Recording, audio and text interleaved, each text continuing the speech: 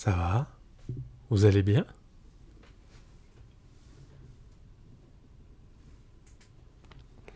Voilà, c'est mieux.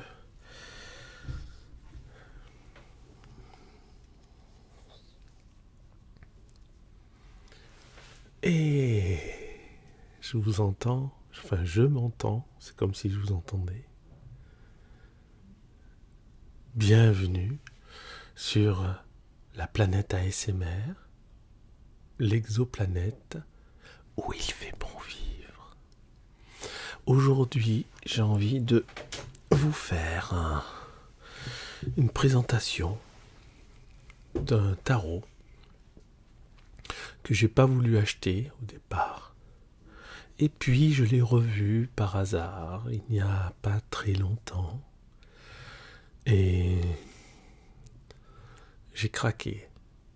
Et puis du coup, je me suis dit, je vais proposer à ma communauté une présentation de ce tarot de Marseille. Ce tarot s'appelle le Grand Tarot Universel. Planète, planète, chuchote, bienveillance,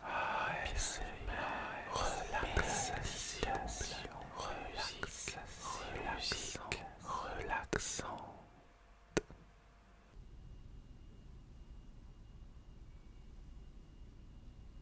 Le Grand Tarot Universel de Bruno Delis. Nous ferons, au cours de cette présentation, quelques comparaisons avec d'autres tarots. Je pense notamment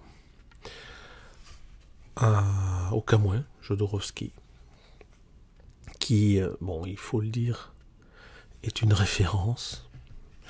Et puis un tarot que j'aime beaucoup également, le CBD Tarot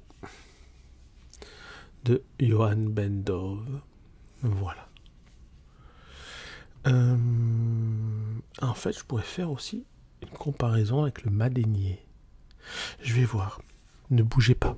Je vais chercher le Madénier. Au pire, je ferai une coupure si ça dure trop longtemps. D'accord? À tout de suite.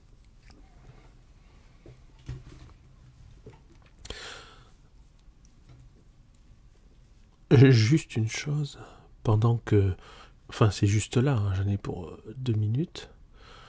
Mais pendant que je vais chercher le tarot, du coup, profitez-en pour cliquer sur j'aime, vous abonner, me mettre des commentaires sympas. Voilà quoi, ça me fait plaisir.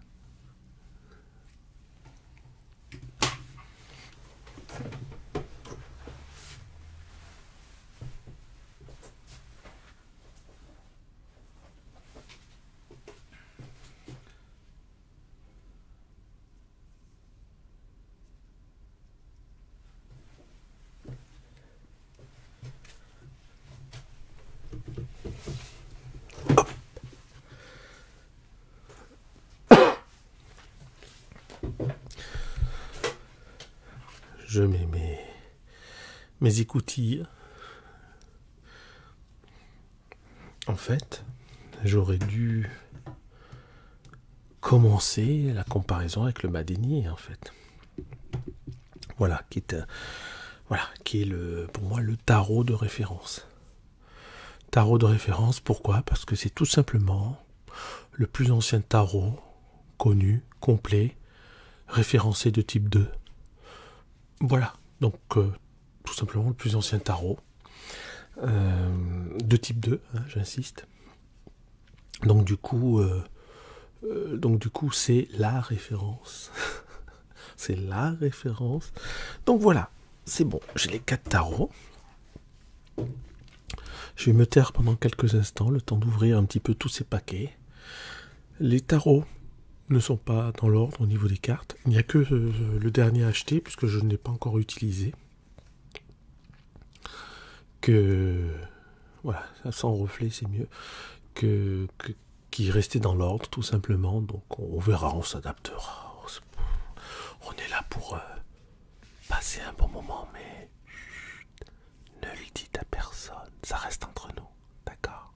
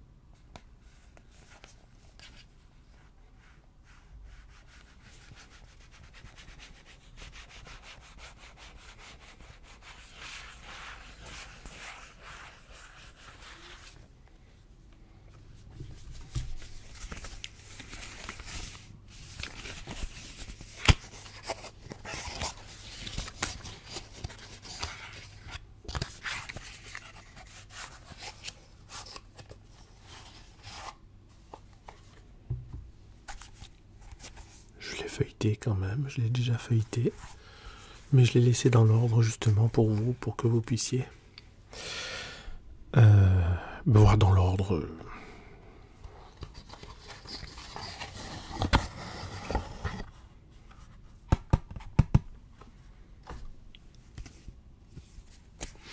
Il y a un livret explicatif. Je traduis pour ceux qui préfèrent le chuchotement, qui parlent la langue du chuchotement, parce que ça n'a rien à voir avec la langue du parler doux ou du soft spoken, comme je suis en train de faire maintenant. Donc ils ne comprennent pas, et donc c'est important de traduire en chuchotement. Voilà, c'est important que je traduise pour vous en chuchotement. Il y a 2 cartes additionnelles. Cours de tarot avec Bruno de Nice. C'est donc un collègue qui donne des cours de tarot comme moi, mais certainement mieux que moi. Attendez, on voit rien, voilà. Et puis, remerciement particulier à Eric. Ah, c'est gentil, ça me touche beaucoup. Ah non, c'est pas Eric, c'est Sylvie, pardon, je croyais que c'était moi. Pour son soutien constant et ses sages conseils. Voilà, bon. Et puis, un livret explicatif. Vous avez compris, un livret explicatif avec 2 cartes additionnelles. Un tarot, non, le tarot, un alphabet intuitif et instinctif. Voilà, voilà, il donne un petit peu son avis sur le tarot, et ensuite les définitions. Faut pas prendre les définitions forcément là-dedans, enfin ça peut aider, mais bon. Je vous conseille vraiment des livres. D'ailleurs, si vous ne savez pas quel livre utiliser pour apprendre le tarot, vous cliquez dans la description, et puis il y a un bonus gratuit, c'est entièrement gratuit, pour recevoir les 10 livres que je conseille pour apprendre le tarot ou devenir tarologue, tout simplement. Donc ça vaut le coup.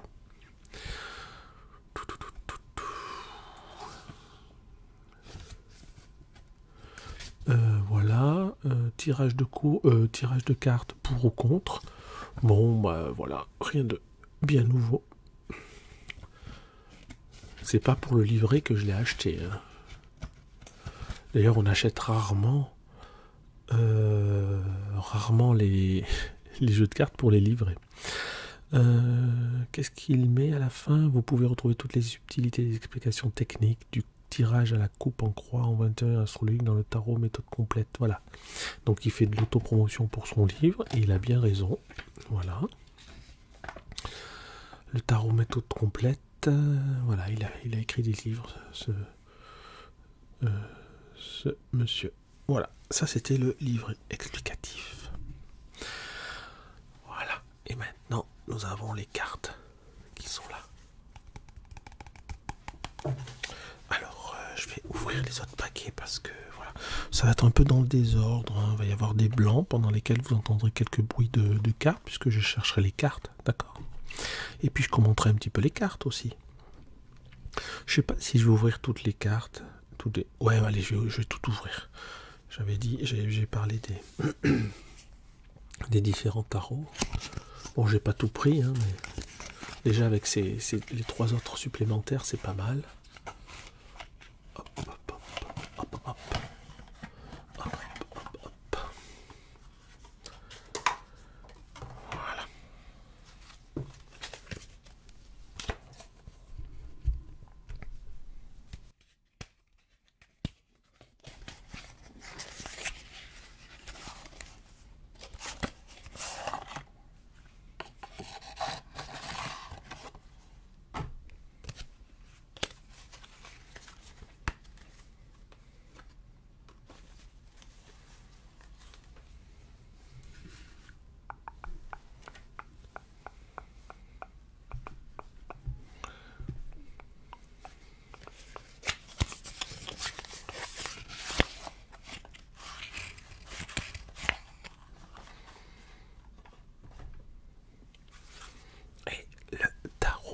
Jodorowsky, voilà.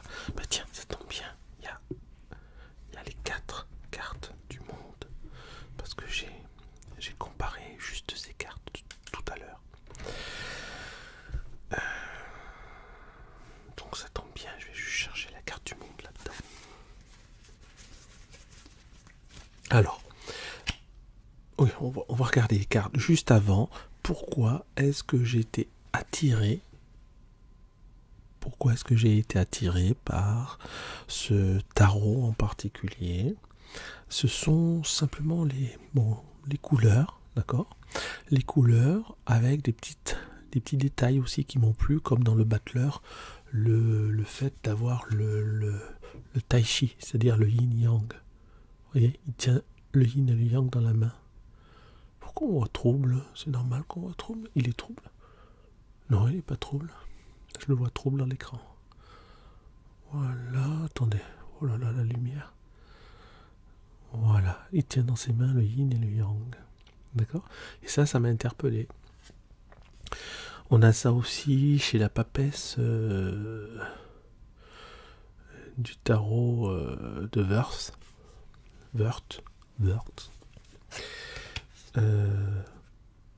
Et donc, les couleurs vives m'ont beaucoup attiré. Les couleurs vives m'ont beaucoup attiré dans ce tarot.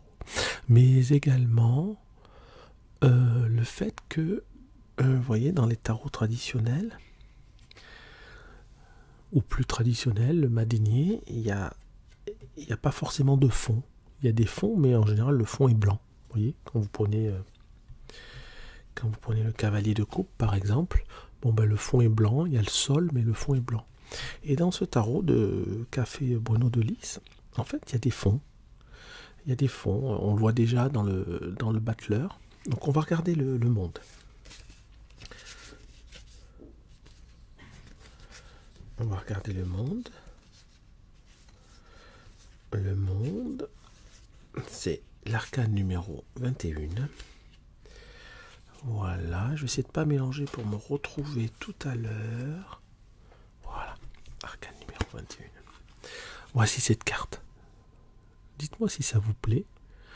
Et je vais vous montrer déjà le plus traditionnel, c'est-à-dire avec le tarot madénier. Vous voyez, il y a un petit fond de couleur. Moi, j'aime bien ça. Alors, le dessin est différent, mais bon, ça respecte bien.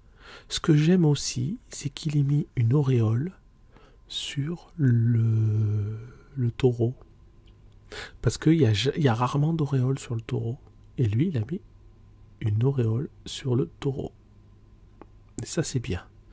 Ça, c'est très... Enfin, je me suis toujours dit pourquoi il n'y a pas d'auréole sur le taureau. Parce qu'il y a une auréole sur le lion. Voilà.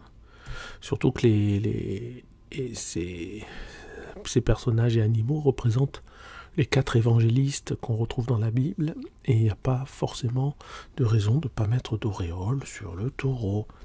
Alors ensuite, on compare par rapport aux autres. Voilà. Et puis donc, c'est tout ça pour dire que c'est un petit peu plus coloré. Un petit peu plus coloré. Oui, il n'y a rien sur ce taureau-là. Sur aucun d'ailleurs. Hein. Regardez. Sur celui de Jodorowsky non plus. Il n'y a pas. Voilà. Alors en passant, une petite différence entre le Jodorowsky et celui qui a été fait par son collègue, Johan Bendov, donc. Qu'est-ce que je suis en train de faire là? Je crois que je suis en train de faire... attendez, ce que je suis en train de faire, n'importe quoi. Oui, voilà. Voilà, parce que si je mélange les... Eh bien, c'est la différence entre les deux jeux de cartes. C'est aussi... Bon, mis à part effectivement les différences graphiques, mais la différence d'épaisseur de trait noir. Vous voyez le trait noir qui sert de bordure tout autour? Eh bien, il est beaucoup plus épais chez Jodorowsky et beaucoup plus fin chez Johan Bendov. Et chez Bruno Delis, il est un peu intermédiaire, il est un peu entre les deux. Plutôt épais, mais plutôt un tout petit peu plus fin que Jodorowsky. D'accord. Bon, au niveau taille, c'est les mêmes tailles, hein, d'accord. Rien de nouveau sous le soleil. Voilà. Hop. Allez, je vais vous montrer les cartes. Hein. Puis je vais dire un petit peu. Il y en a 78, hein, donc voilà, vous pourrez passer la vidéo si vous en avez marre. Je n'espère pas, mais bon, on ne sait jamais. Le battleur, avec, je vous ai dit, le symbole du tai chi dans les mains, le yin, le yang. Voilà, on retrouve les 4 éléments, n'est-ce pas, sur la table. Intéressant. Intéressant. Ouais. Et oui, c'est super. Je regarde en même temps parce que j'ai pas eu trop l'occasion. Je vous ai dit, je l'ai eu hier. Enfin, je vous ai pas dit, mais je l'ai eu hier. La papesse. Alors, j'aime beaucoup les visages. Vous verrez, j'en parlerai d'ailleurs quand on verra la tour. Voilà, la tour. Je vous dirai 2 mots sur les visages. J'aime beaucoup les visages. Ils sont très expressifs. Alors, vous voyez ce que je vous disais au niveau de la papesse? Voilà, on voit le fond derrière. Alors, en général, il y a un voile derrière la papesse. Là, il n'y a pas de voile. On voit, je ne sais pas, une salle avec des escaliers, peut-être. Une salle, des escaliers, je ne sais pas trop. Mais est-ce que c'est une vraie... Est-ce que ce serait pas un faux relief? Vous voyez, c'est possible. C'est possible. J'aime bien m'imaginer que c'est un faux relief pour la papesse. Voilà, parce qu'il y a des choses, les secrets cachés, les enseignements cachés avec la papesse. Donc je me dis, c'est peut-être un faux relief, voilà, pour faire croire que... Mais en fait, on ne sait pas ce qu'il y a derrière. L'impératrice... Vous voyez, avec des belles fleurs, un beau fond aussi. Les couleurs sont assez vives, et c'est vrai que j'aime bien les couleurs vives. Alors, ce qui est pas mal avec cette impératrice-là, c'est qu'il y a la notion aussi de création. On voit ce ventre qui est lumineux, peut-être même arrondi légèrement. Et effectivement, c'est tout à fait dans la symbolique de l'impératrice.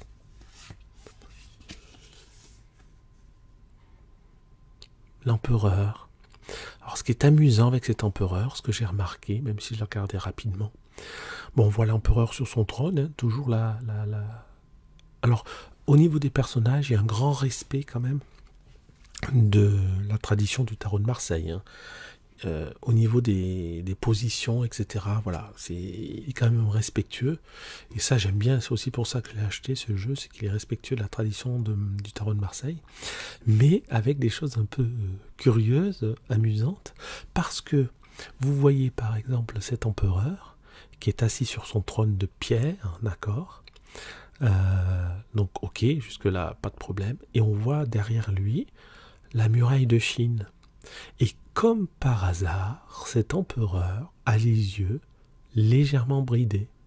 Et j'ai trouvé ça très intéressant. J'ai trouvé ça très intéressant. Voilà. Alors, c'est très léger, hein, mais on le voit quand même. Sur aucune autre carte, vous trouverez un personnage avec les yeux bridés comme ça. Enfin, je n'ai pas regardé toutes les cartes, donc peut-être qu'on en trouvera une, mais je pense pas. Je ne pense pas. Dites-moi ce que vous pensez de ce jeu. C'est sympa, hein, le pape. Le pape. Le pape. Et puis, c'est vrai que Bruno Delis utilise beaucoup les couleurs de l'arc-en-ciel, et c'est vrai que moi j'aime bien les couleurs de l'arc-en-ciel aussi. Parce que ce sont les 3 couleurs principales et les 3 couleurs complémentaires, donc... Ouais, c'est sympa.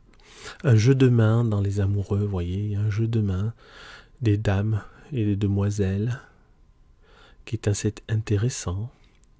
On voit une brune, une blonde aussi. On voit, voilà, il y a des détails comme ça qui sont pas mal du tout. Il y a un détail aussi dans le jugement que j'ai vu qui est pas mal du tout. Donc on voit vraiment si les personnages sourient ou pas, font la tête ou pas, et c'est pas mal. Et ce qui n'est pas évident sur les tarots plus traditionnels. Là, c'est le chariot. Voilà, le chariot. Très beau, elles sont belles ces cartes. J'aime bien ces couleurs aussi. Moi j'aime bien les couleurs vives. Vous savez, je fais de la peinture aussi. Et entre autres de mes activités. Et en fait, j'aime bien les couleurs qu'il utilise, tout simplement. Là, c'est la justice. Alors, sur certaines cartes, effectivement, on retrouve les planètes, les signes astrologiques, comme ici. Donc, ça peut être intéressant pour ceux qui utilisent l'astrologie, ce qui n'est pas mon cas du tout. Mais vous voyez, la justice, c'est très simple. Hein. Il y a l'épée, il y a la balance, et puis c'est tout, quoi. Il y a un fond. Bon, il n'y a pas besoin d'avoir des détails. Le tarot de Jodorowsky est très bien. Je ne veux pas critiquer de manière négative, donc il est très bien, mais il y a beaucoup de détails, et on s'aperçoit, enfin je m'aperçois, parce que je parle comme mon nom, hein, je m'aperçois qu'on n'utilise pas forcément toutes les cartes. Hein. Tous les détails des cartes. Vous m'avez compris, j'espère. L'ermite, il est bien cet ermite, parce que, voilà, il est vraiment... La carte est plus sombre. Elle est plus sombre parce que... Oh, mais j'arrive pas à faire... Si, c'est bon, vous y voyez. On voit vraiment que c'est plus la nuit, vous voyez. Et effectivement, on voit toujours avec une lanterne, mais quand on voit l'ermite sur un autre jeu de cartes... je vais essayer de le trouver là.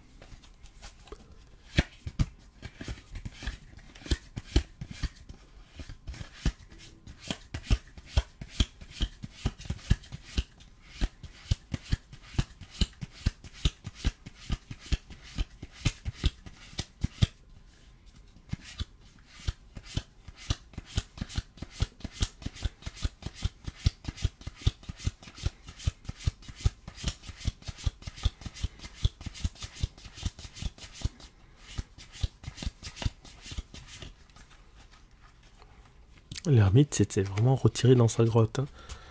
J'ai eu du mal à le trouver. Je l'ai cherché, je lui ai dit, écoute, l'ermite, là, j'ai besoin de toi pour une présentation, reviens vite, parce que... Et donc, l'ermite, ce que je disais, c'est qu'il est sur un fond blanc. Et du coup, fond blanc égale jour, journée. Et du coup, on comprend la lanterne, mais là, on a beaucoup plus... C'est beaucoup plus parlant avec ce fond sombre. C'est beaucoup plus adéquat. J'ai envie de dire adéquate, n'est-ce pas? Donc voilà, c'est ce que j'aime aussi. C'est ce que j'aime aussi. Alors les couleurs sont pas les mêmes là. Les couleurs sont pas les mêmes. Je vais essayer de voir sur quel tarot il il s'est inspiré, si je puis dire. Je vais voir dans le Madénier, savoir si l'ermite a le manteau rouge. On va regarder.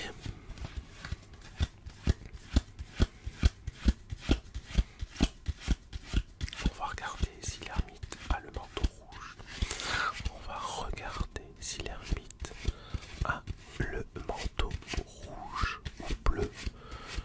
Ce serait bien qu'on sache un petit peu. Voilà.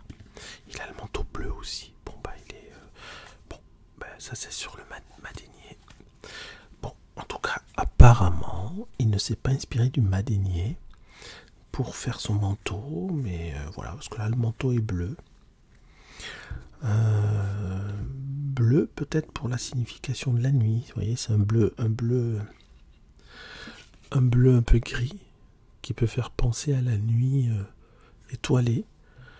Et peut-être que là-dessus, il n'y a pas eu le besoin, parce qu'on voit vraiment que c'est quelque chose de sombre.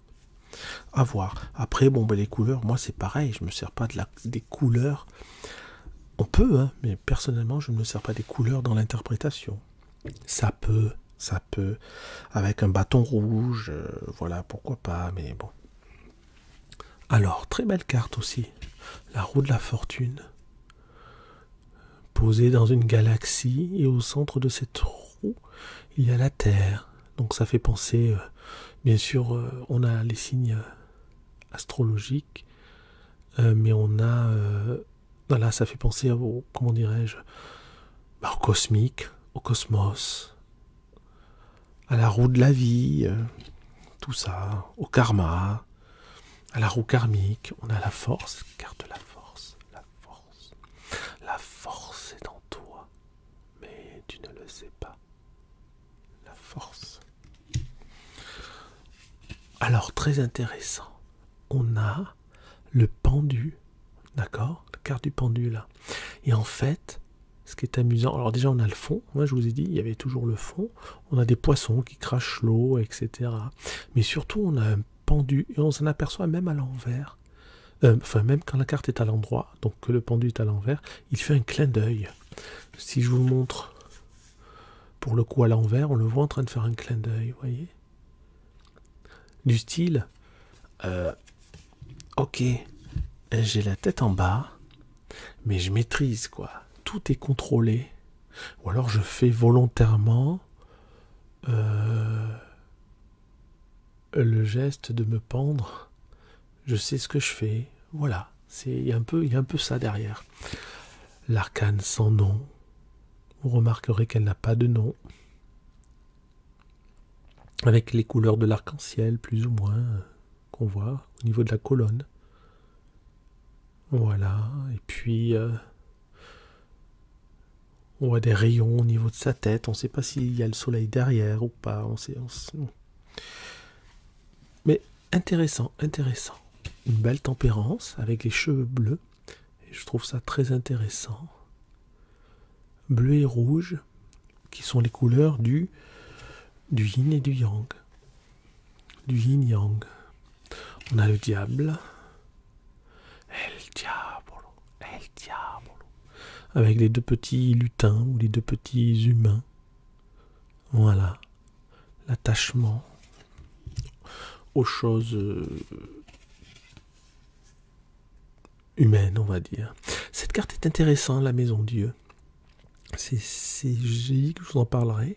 Alors bon, déjà, il y a le fond, c'est-à-dire que derrière, il a été rajouté une muraille, hein, d'accord? Et puis, vous regarderez les deux personnages. Il y a un personnage qui ne sourit pas et un personnage qui sourit. Donc ça, c'est intéressant parce qu'au niveau de votre intuition, vous pouvez vous connecter tout de suite au personnage qui ne sourit pas et prendre vraiment la carte de la tour, la Maison Dieu, pour quelque chose de plutôt défavorable, ou bien vous connecter au personnage qui sourit et vous dire que c'est un effondrement positif. Vous voyez ce que je veux dire? Voilà, c'est le genre de détails que j'aime et qui m'ont plu dans ce jeu. Et c'est un jeu que je voulais pas du tout avoir à la base. Bon, je vous montre les cartes de fond. Alors c'est vrai que dans les présentations, on parle de l'épaisseur, du fond, la couleur du fond. Bon, pourquoi pas. Pour moi, c'est pas le plus important. Bon, le plus important, c'est que l'ensemble vous plaise. Donc je vous montre quand même les couleurs effectivement du fond, mais voilà, je trouve très joli d'ailleurs. Puis le paquet de cartes, le paquet, la boîte, voilà, c'est une boîte en carton, toute simple. Qu'elle soit bien, qu'elle soit parfaite, qu'elle soit très bien ou qu'elle soit pas bien, c'est pas grave parce que ça change pas grand chose. Si elle est pas bien, elle se déchirera et puis c'est tout, et puis c'est tout. Voilà, on est plus fort que cela. Elle rayonne l'étoile. D'ailleurs, il y a les rayons de l'étoile qui sont derrière le personnage. Et puis respect, hein, respect de, encore une fois, respect des positions. Cette lune, regardez, elle est magnifique, cette carte de la lune. Également avec le ciel foncé, hein, il fait nuit, il n'y a pas d'ambiguïté. Si je vous montre les autres cartes, tiens, rapidement, on va prendre sur le tarot du Han Bendov, la lune.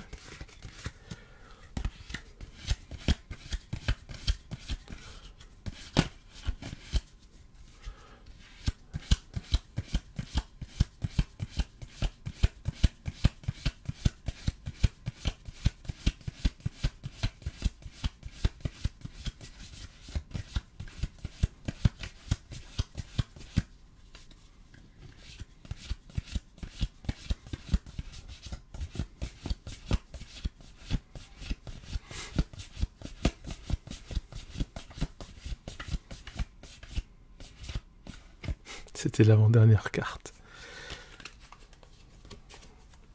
Effectivement, j'aurais pu commencer par la fin. Voilà, la lune. Bon, bah, le fond est blanc. Alors qu'effectivement, il y a écrit la lune, mais le fond devrait être noir. Mais effectivement, bon, il y a eu par rapport à la fabrication de l'époque, bon, on faisait du blanc, mais là, maintenant, on peut se permettre de mettre un fond un peu noir. Et on voit un des chiens ou un des loups femelle. Donc il y a une femelle et un mâle. Enfin j'aime bien, voilà, il y a des trucs assez sympas dans ce jeu quand même. Hein, le soleil. Très joyeux. On sent que c'est une carte positive, une carte de jeu, une carte d'amusement, une carte ensoleillée, quoi, tout simplement. On a le jugement. Alors moi j'aime beaucoup cette carte du jugement. Parce que si vous regardez bien, vous savez quand on souffle, par exemple dans une trompette, les yeux s'écarquillent. Et on a exactement ça. J'avais jamais fait attention dans les autres jeux, mais il n'y a que dans ce jeu-là, on voit on sent vraiment que l'angelot, on peut l'appeler comme ça, ou l'ange, souffle dans la trompe du jugement, là, et ouais, quand on souffle, on a les yeux qui s'écarquillent. Et en plus, j'aime bien, de son index, il indique le personnage qui finalement revient à la vie et le personnage central. J'aime beaucoup. En disant le jugement et le doigt de l'index, hein, qui indique la personne. C'est toi. On a le monde. Je passerai un peu plus vite pour les arcanes mineurs. Le monde dont je vous ai parlé, toujours les couleurs un peu de l'arc-en-ciel, hein, dans la mandorle, et le fond avec les étoiles derrière, comme si c'était une ouverture vers un autre monde, d'accord? Je rêvais d'un autre monde. Et en 22, ce qui n'est pas commun, puisqu'en général cette carte n'a pas de numéro, et on l'attribue plutôt, enfin moi je l'attribue plutôt au niveau 0, mais bon, 22, pourquoi pas. J'aurais aimé qu'il n'y ait pas de numéro quand même, voilà, qu'il y ait un respect, voilà, encore une fois de la tradition, et qu'il n'y ait pas de numéro du tout, mais je pense Bruno Delis a des choses à dire là-dessus. Je n'ai pas lu ses livres, hein, donc c'est sans doute expliqué dans ses livres. Pourquoi 22 ? On a le mat. Voilà, avec le chat qui le griffe. Voilà, le mat, le fou. Alors maintenant, on arrive dans les mineurs. Alors la particularité des mineurs, c'est qu'elles ont un fond de couleur, et au début, on se dit, oh, c'est quoi ces couleurs qu'il a choisies? D'ailleurs, dans un premier temps, j'avais pas voulu acheter ce jeu aussi parce que les cartes d'épée ont un fond rouge. Mais nous y reviendrons dans quelques instants. Dans quelques instants, nous y reviendrons. Alors là, je vais faire en plusieurs. Je vais déjà prendre les cartes. Voilà, les cartes de bâton. Oh là là, ça va s'écrouler. Là, vous voyez pas, mais c'est le bazar sur la table. Il y en a partout, partout, partout, partout. Vous voulez voir? Vous voulez voir mon bazar? Allez, je vais vous montrer. Je sais pas. Après, j'ai peur de pas bien remettre, mais regardez. Je vous raconte pas d'histoire. Il y a vraiment du bazar partout, partout, partout. Voilà. Alors, les cartes de bâton. Carte de bâton, c'est l'énergie. Moi, j'associe l'énergie, l'action, à la couleur rouge. Et je me suis dit, mais pourquoi il a mis du vert? Ben oui, mais le bâton, il se trouve où? Il se trouve dans la forêt. La forêt, c'est quand même, si on doit dire une couleur, c'est quand même... bon, on a déjà le marron des bâtons et il reste le vert, quoi. Hein? Donc, c'est pas idiot du tout. Et je pense que ça se défend. D'accord? Alors, je vous les montre rapidement. Attendez, je vais vous montrer comme ça. Voilà, comme ça. L'As, le 2, le 3, le 4. Tous les fonds... Ah oui, une petite chose aussi. Tous les fonds ont une sorte de dégradé très léger. Un dégradé très léger qui part du bas plutôt clair et qui monte vers un peu plus sombre en haut. Alors, il y a une petite erreur. C'est pas grave du tout. Mais je crois sur 3 cartes d'épée, il y a une petite inversion. Alors comment je sais qu'il y a une petite inversion? Parce que ici, il y a en bas à gauche, il y a le nom, il y a écrit Grand Tarot Universel Bruno de Lys, c'est tout le temps en bas à gauche. Et sur ces 3 cartes, alors je vous lis tout de suite parce que je pense pas que j'y penserai quand je vous les montrerai, mais il y a le fond derrière, donc qui est un peu plus foncé en bas, et donc ça c'est une erreur puisqu'il doit être plus foncé en haut, et on retrouve ça sur toutes les cartes. Alors je sais pas si on le voit à la caméra, mais c'est un peu plus clair le vert là que ici, et c'est vrai pour toutes les cartes, d'accord? Attendez, voilà. Non, qu'est-ce que je fais? Voilà, comme ça, faut que j'inverse, je suis pas habitué. Bon, on a vu, hein, voilà. On va pas détailler les cartes de cours, les cartes de numérales, ni même les cartes de cours d'ailleurs. Voilà, voilà. Le valet, le cavalier de bâton.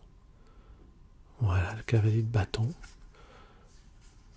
La reine de bâton, avec un bâton un peu de forme un peu particulière. On n'a pas l'habitude de voir ça.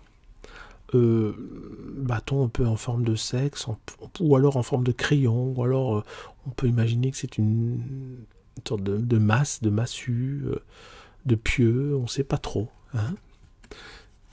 Et puis le roi de bâton. Voilà. Donc ces personnages ont tous les personnages de cour, pardon, ont tous du rouge au niveau des manches. Je pense que c'est pour garder la symbolique de l'action, et ça c'est pas mal. Alors ensuite on a les cartes de coupe. Voilà, on est dans le domaine émotionnel avec les coupes. Voilà, et donc le fond est bleu. Et vous voyez ce dégradé là? On a toujours le dégradé plus clair et en haut plus foncé. Ce qui permet de les travailler à l'envers éventuellement et de s'y retrouver au niveau des cartes de numérales qui sont vraiment symétriques. Dans les paires, savoir si la carte est à l'envers ou à l'endroit. Mais moi je n'utilise plus les cartes à l'envers ou à l'endroit, puisque dans une carte que je vois à l'endroit, on peut capter tout de suite l'aspect favorable et défavorable. Donc ça ne sert, pour moi en tout cas, ça ne sert plus à rien de les mettre à l'endroit, à l'envers, sauf pour le normand. Là je parlais des tarots, hein, d'accord? Bon, attendez, on va faire ça, voilà, donc l'As, le 2, voilà, le 2, le 3, donc elles sont très belles. Voilà, c'est des couleurs un peu vives. Ce qui est intéressant avec ces couleurs un peu vives aussi, c'est que quand vous mettez différentes cartes, 6 ou 7 cartes, vous avez tout de suite une vision de ce qui ressort. Est-ce qu'il y a plus de bleu? Est-ce qu'il y a plus de rouge? Est-ce qu'il y a plus de vert, vous voyez? Ou de jaune pour le domaine des deniers. Donc c'est intéressant, ça permet d'avoir une sorte d'équilibre, de voir comment se situe l'équilibre. Est-ce qu'il y a un déséquilibre ou est-ce qu'il y a un équilibre? Et assez rapidement. Donc c'est intéressant. D'ailleurs, j'essaierai de voir un petit peu. Bon, au niveau des cartes majeures, ouais, il y a des fonds qui sont tantôt bleus, tantôt... Ouais, c'est plus des fonds naturels. Là, voilà, c'est des fonds vraiment de couleur. Hein. D'accord? Tac, tac, tac, tac. Tac, tac, tac, tac, tac. Voilà. Et là, les manches sont bleues. Pas toujours, non, pas toujours. J'ai dit des bêtises. Là, les manches est bleues. La manche est voilà, rouge aussi. La manche est rouge. Ouais, non, bah ouais. Bon, écoutez. En tout cas, le fond est bleu. Allez, on va passer aux cartes des épées. Et alors là, je me suis dit, mais pourquoi les épées, il aurait dû les faire le fond bleu, les épées. Parce que les épées, c'est l'air. D'accord? Les épées, c'est l'air. Alors pourquoi il n'a pas fait un fond bleu sur les épées? D'accord? Surtout qu'en plus, vous voyez, il y a des épées bleues, mais il n'y a pas que des épées bleues, il y a des épées jaunes aussi. Voilà. Donc pourquoi il a fait un fond rouge? Mais si on réfléchit bien, les épées, ça tranche. Quand ça tranche la chair, il y a du sang qui coule. Donc c'est relié directement la lame, l'épée, avec la conséquence de l'épée, qui est le sang. Et c'est pour ça que le fond est rouge. C'est mon interprétation, d'accord? Ce n'est que mon interprétation. J'ai peut-être tout faux, mais en tout cas, j'aime bien penser qu'elle n'est pas totalement erronée. Et voilà, le roi d'épée. Et pour terminer, ladies and gentlemen, voici la série des deniers avec le fond jaune. Donc le fond jaune, pourquoi? Parce que je pense que c'est relié à la terre, couleur jaune on va dire. Donc la terre est souvent symbolisée par la couleur jaune. Et puis les deniers sont faits, en général on voit beaucoup les deniers jaunes. Donc voilà, couleur or on va dire. Et bon voilà, c'est symbolisé par la couleur jaune également. Je suppose que c'est pour ça. Donc finalement ça se tient. Ce qui au départ semble quelque chose d'un peu branlant, j'ai envie de dire, mais en fait ne l'est pas du tout. C'est quelque chose qui se tient, qui peut se tenir parfaitement. Et je suppose effectivement que Bruno de Nice n'a peut-être pas fait ça au hasard. Voilà, valet de denier, cavalier de denier. Alors moi le cavalier de denier je le place toujours en dernier, hein, pour moi. La reine de denier, voilà, et le roi de denier. Voilà, toujours dans le respect du Marseille traditionnel, quoi. Hein, on part pas, on fait pas du n'importe quoi, donc c'est pas mal, même s'il y a des petites variantes. Bon, et bien voilà, j'espère que cette présentation assez complète, j'ai envie de dire, des jeux de cartes, j'ai bien présenté une par une. Bon, je suis allé un peu plus vite sur les arcanes mineurs, mais bon, j'espère que cette présentation vous a plu. J'espère que... Ben, c'est tout ce que j'espère. Voilà, maintenant je vous remercie. Voilà, je vous remercie d'être toujours aussi fidèle à ma chaîne. Surveiller les lives, je ferai du coup un petit peu moins de live, je vais essayer de tourner un peu plus, mais je ferai toujours des lives parce que voilà, ça fait du bien de pouvoir être au contact direct de sa communauté et ça me fait vraiment plaisir de pouvoir répondre à vos questions en direct, donc c'est ça qui est sympa. Regardez le dernier live, hein, si vous ne l'avez pas vu, c'était super, moi je me suis régalé, c'était vraiment bien. Et puis les anciens aussi, hein, n'hésitez pas, on apprend toujours plein de choses. Plein de choses. Voilà. Donc n'hésitez pas aussi, si vous avez des suggestions de de vidéos ou des choses que vous aimeriez bien que je fasse en rapport avec les cartes si possible, puisque voilà, vous avez bien compris ma spécialité par rapport à mes autres collègues ASMR que j'apprécie beaucoup, c'est que voilà, je suis un peu spécialisé dans les cartes, le tarot, la cartomancie, la tarologie et tout ça, le développement spirituel, le développement personnel. Et ben voilà, c'est un petit peu, si vous me découvrez, ce qui peut faire ma différence. Je vous remercie beaucoup du fond du cœur et je vous dis quoi? Je vous dis à très bientôt.